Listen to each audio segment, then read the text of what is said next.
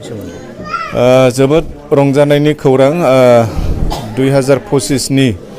गिबि समावनो जोङो दिनै बे रायमनाबासिया जोबोद आशीर्बाद गोनां मानो होनोबा बेवहाय मिनिस्ट्रि अफ एनवायरनमेन्ट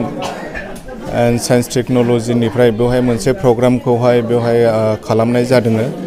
आरो बेखौहाय अर्गानाइज खालामदों जोंनि आसाम साइन्स टेक्नोलॉजी एन्ड एनवायरनमेन्ट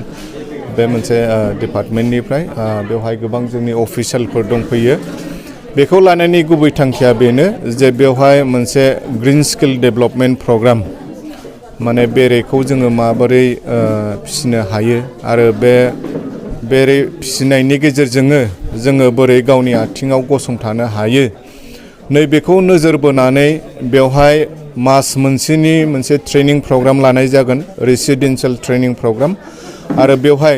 जोंनि अफिसियेल बिथांमोना दंफैयो बिथांमोना बेवहाय जोंनि बे ओनसोलनि लाइमोनफोरखौ बेवहाय ट्रेनिं होगोन स' आङो जोबोद धन्यबाद होयो बिथांमोना जे बे प्रग्रामखौहाय जोंनि बे वेस्टार्न रेन्ज रायमनायावहाय नैबे बाटारफ्लाइ रिजर्टआवहाय बेखौहाय खालामनो थाखाय लाहार फाहार खालामदों जोबोद रंजानायनि खौरां आरो आङो मिजिंथियो जाय बिथांमोना बेवहाय ट्रेनिं लागोन बे ट्रेनिंनि गेजेरजोंनो बिथांमोना फैबाय थानाय समाव गाव गावनि आथिङाव गसंथानो थाखाय मोनसे खाबुखौ मोनगोन होननानै बेसेन नाङै औ बेखौनो फिस होनाङा फ्रि अफ कस्ट बिथांमोना बेवहाय ट्रेनिंखौ लानो हागोन आरो फैबाय थानाय समाव बेबादिनो माखासे सुजुग सुबिदाफोरखौ आरो जेसेबांनाखि ट्रेनिं होनांगौ गासिबो फ्रि अफ कस्ट जाजोबगोन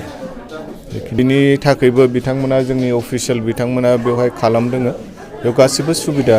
थाजोबगोन आरो